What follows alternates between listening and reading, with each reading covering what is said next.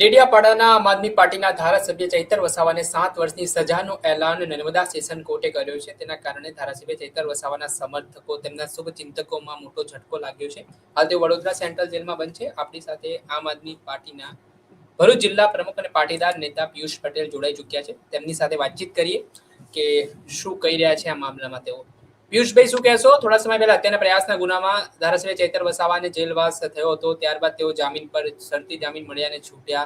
નર્મદા જિલ્લા ડેડિયાપાડા તેમના કોન્સ્ટિટ્યુન્સી વિસ્તારથી દૂર રહ્યા અને હવે 7 વર્ષની સજા એકાએક તેમને ફટકારી દેવામાં આવી છે 2023ના કેસમાં, ગુનામાં. કઈ રીતે જોઈ રહ્યા છો પહેલા તો આ નિર્ણયને? જી ફેઝનભાઈ, આ જે કોર્ટનો જે નિર્ણય છે એ નિર્ણયને તો આપણે નકારી નથી શકતા, પરંતુ ભારતીય જનતા પાર્ટી અને ભારતીય જનતા પાર્ટીની અમુક પોલીસ એ કોર્ટને પણ આજે ગેરમાર્ગે દોરતી હોય એવું દેખાઈ રહ્યું છે. એમને ખોટા એફિડેવિટો રજૂ કરી, એમને ત્યાં આગળ આજ દિન સુધી હજી તો એમને કોઈ રિવોલ્વર મળી નથી, ત્યાંથી કોઈ એફએસએલના કોઈ રિપોર્ટ એવા મળ્યા નથી. તેમ છતાં પણ એમને આર્મેકના ગુનાના હેઠળ એમને જે 7 વર્ષની જે એમને સખત કેદની જે સજા એમને સંભળાવવામાં આવી, એમને જે દંડ સંભળાવવામાં આવ્યો, આનાથી આજે આમ આદમી પાર્ટીના તમામ કાર્યકર્તાઓ, આદિવાસી સમાજ અને ગુજરાતની જનતા પણ આજે દુઃખની લાગણી અનુભવી રહ્યું છે. ત્યારે આ ભારતીય જનતા પાર્ટીના રાજની અંદર કાયદા બે રીતે કામ કરે છે. એક, તમે ભાજપનો ખેસ પહેરી અને કામ કરો તો બુટલેગરના ધંધા કરો તો એમાં કોઈ તમને રોકટોક નહીં કરી શકે. પરંતુ જો તમે વિપક્ષમાં રહી અને જનતાનો અવાજ ઉઠાવશો, જનતાના કામો કરશો, તો તમારી ઉપર આવા ગંભીર ગુનાઓ દાખલ થશે, તમને જેલવાસ પણ ભોગવવો પડશે. આ જ કેસની અંદર અગાઉ 3 મહિના ચૈતરભાઈ જેલ ભોગવીને આવ્યા. અમને ચૈતરભાઈની સાથે અન્ય 8 લોકોને પણ આ જેલની અંદર અત્યારે રહેવાનો વારો આવ્યો છે. ત્યારે આપણે સૌએ જોયું કે આજે ગુજરાતની જનતાએ પણ જોયું કે એક 16 દિવસનું બાળક પણ જે આ ભાજપે એના ઉપર પણ રહેમ નજર નથી કરી અને એ 16 દિવસનું બાળક પણ આજે જેલની અંદર છે, જેને આજે ખરેખર એની માતાને આજે જ્યારે ઘરે રહેવાની વાત હોય, પરંતુ એ આરામ કરવાની જગ્યા અત્યારે જેલની અંદર અત્યારે છે. આનાથી અત્યારે ખરેખરની અંદર સમાજની અંદર બહુ દુઃખની લાગણી અનુભવાઈ રહી છે. એટલે અમે આશા રાખીએ છીએ કે ભારતીય જનતા પાર્ટી એની નીતિ સુધારે અને ચૈતરભાઈ ઉપર જે ખોટી રીતે જે કેસો કરવામાં આવ્યા છે અને જે આગામી જે કાર્યકર્તાઓ અને પદાધિકારીઓ ઉપર જે કેસો કરી રહ્યા છે એની અંદર પણ એ લોકો તાનાશાહી ન કરે એવી અમે આશા રાખીએ છીએ. પરંતુ આ ભારતીય જનતા પાર્ટી જે સુધરશે નહીં, એને ગુજરાતમાંથી એને કાઢવી પડશે તો જે સુધરશે. પિયુષભાઈ, આ જે બીજો પ્રશ્ન છે, ધારાસભ્ય ચૈતર વસાવાનું ધારાસભ્ય પદ રદ થઈ ગયું છે, કેમ કે વિધાનસભામાં તેની પ્રક્રિયા પણ શરૂ થઈ ગઈ છે. અને કહેવાય છે કે જે પણ જનતાના જનપ્રતિનિધિ ચૂંટાયા પછી 2 વર્ષ કરતાં વધારે સજા તેમને થાય તે પદ રદ થઈ જાય છે. તો આ કેટલો મોટો ઝટકો આમ આદમી પાર્ટી માટે મનાઈ રહ્યો છે? આમ આદમી પાર્ટી માટે તો છે જ, પરંતુ આજે જે ભારતીય જનતા પાર્ટીને જે કરવું હતું એ કરીને જ રહ્યું એવું કહી શકીએ તો એમાં કોઈ નવાઈની વાત નથી. કારણ કે જ્યારથી ભારતીય જનતા પાર્ટીએ ચૈતરભાઈ ઉપર કેસ કરાવવાની શરૂઆત કરી ત્યારથી સતત એ લોકોનો પ્રયત્ન એવો જ હતો કે આમનું ધારાસભ્ય પદ ક્યારે જાય, એવો સતત એમને પ્રયત્ન હતો.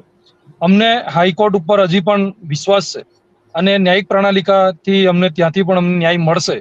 આ જે કેસ ચાલે છે, જે સજા જે છે એની ઉપર પણ સ્ટે આવશે, એમના જામીન પણ થશે અને બહુ જલ્દી ચૈતરભાઈ જેલની બહાર પણ આવશે એવો પણ અમને વિશ્વાસ છે.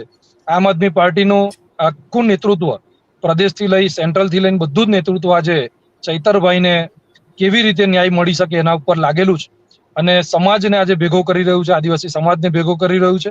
ચૈતરભાઈએ ક્ષત્રિય સમાજ માટે પણ અવાજ ઉઠાવ્યો છે, પટેલ સમાજ માટે પણ અવાજ જ્યારે ઉઠાવ્યો છે, મુસ્લિમો માટે પણ અવાજ ઉઠાવ્યો છે. આજે તમામ સમાજના લોકો, તમામ સંગઠનના લોકો આજે ચૈતરભાઈને સાથ અને સહયોગ આપી રહ્યું છે ને એમની હિંમત વધારી રહ્યા છે.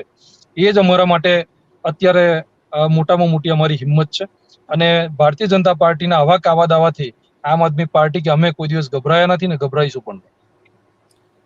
પિયુષભાઈ, આ જે મામલો સામે આવ્યો છે તેને લઈને મનસુખ વસાવા જે સાંસદ છે ભરૂચના, તેઓનું કહેવું છે કે આમ આદમી પાર્ટીના નેતાઓના કારણે ચૈતર વસાવાને જેલ થઈ છે. એ લોકોએ ચૈતર વસાવાના ખભે બંદૂક ફોડી છે. તો આ આરોપને કઈ રીતે જોયો છો? તો મનસુખભાઈને હું આપના મીડિયાના માધ્યમથી કહેવા માંગુ છું ફેઝનભાઈ કે જ્યારે 2023ની અંદર જ્યારે આ કેસ કર્યો ત્યારે પણ મેં ચેલેન્જ આપી હતી મનસુખભાઈને, સાંસદ છે. સાથ તમના સાંસદને આટલું બોલતા પહેલા તો એમને વિચાર આવવો જોઈએ. કારણ કે જે રીતે સાંસદે જે નિવેદન આપ્યું છે એ નિવેદનની અંદર સાંસદને એટલી ખબર હોવી જોઈએ કે સરકાર તમારી પોતાની છે.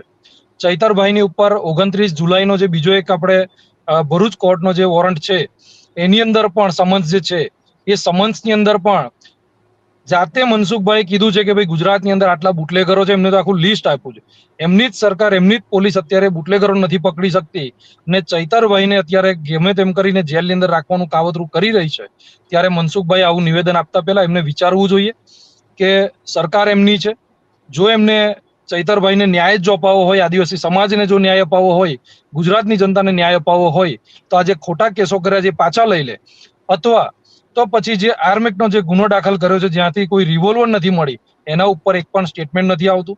એક ગ્લાસ જેવી બાબતની અંદર છૂટો ગ્લાસ માર્યો, એના કોઈ પુરાવા નથી મળ્યા, એની અંદર પણ ચૈતરભાઈને 90 દિવસ જ્યારે જેલની અંદર રાખ્યા ત્યારે પણ મનસુખભાઈ કઈ નથી બોલ્યા. પરંતુ મનસુખભાઈ એનો પોતાનો રાજકીય રોટલો શેકવા માટે આવા બધા એલફેલ નિવેદનો આપે છે ને એમની જ સરકારમાં એમનું કશું નથી ઉપજતું. આપણે સૌએ અગાઉ પણ આપણે જોયેલું છે.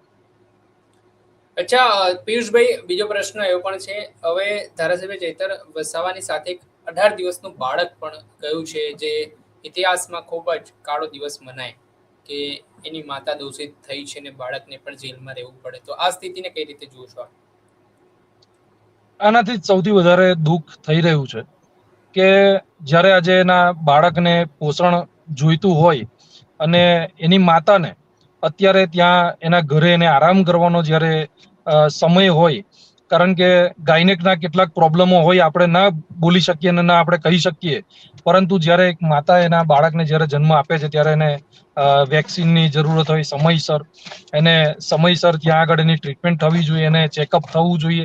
આ બધી જ વસ્તુ જ્યારે ત્યાં નથી થતી તો આનાથી સૌથી વધારે દુઃખની લાગણી છે ને ગુજરાતે આને જોયું છે કે આજે અંગ્રેજોએ એક સમયે એક બાળક માટે એના પરિવારને છોડી દીધું હતું, પરંતુ આ ગોરા અંગ્રેજો, જે ભારતીય જનતા પાર્ટીના જે અંગ્રેજો છે, એ લોકોએ આજે એક બાળકને પણ નથી છોડ્યું ને એની માતાને પણ નથી છોડી.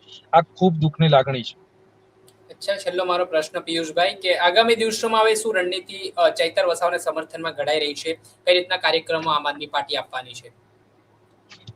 આગામી ડેડિયાપાડામાં આમ આદમી પાર્ટી દ્વારા એક અગત્યનો પ્રોગ્રામ કરવામાં આવશે. અત્યારે આપણે આખા ગુજરાતની અંદર આમ આદમી પાર્ટી અને સામાજિક આગેવાનો, સામાજિક સંગઠનો એ બધાએ ભેગા થઈ અને આખા ગુજરાતની અંદર દરેક જિલ્લા મથકે ચૈતરભાઈના સમર્થનની અંદર પોસ્ટર ને બેનર સાથે એક માર્ચ યાત્રાનું આયોજન કરેલું હતું. એની અંદર પણ આપણે સૌએ જોયું કે બુટલેગરોને પરમિશન મળી જાય છે દારૂ વેચવાની, પરંતુ જ્યારે આવા અન્યાય સામે લડતા નેતા, જે લડાકુ નેતા છે, એ જ્યારે આજે જેલની અંદર છે, એમની ઉપર ખોટો કેસ કરાવવામાં આવ્યો જ્યારે ભારતીય જનતા પાર્ટી દ્વારા, ત્યારે એવા વ્યક્તિને આજે એમના સપોર્ટની અંદર, એમના સમર્થનની અંદર જ્યારે આજે લોકો રોડ ઉપર ઉતરે છે અને પરમિશન લઈને ઉતરે છે, તેમ છતાં પણ પોલીસ પરમિશન નથી આપતી. આ એક દુઃખની લાગણી છે.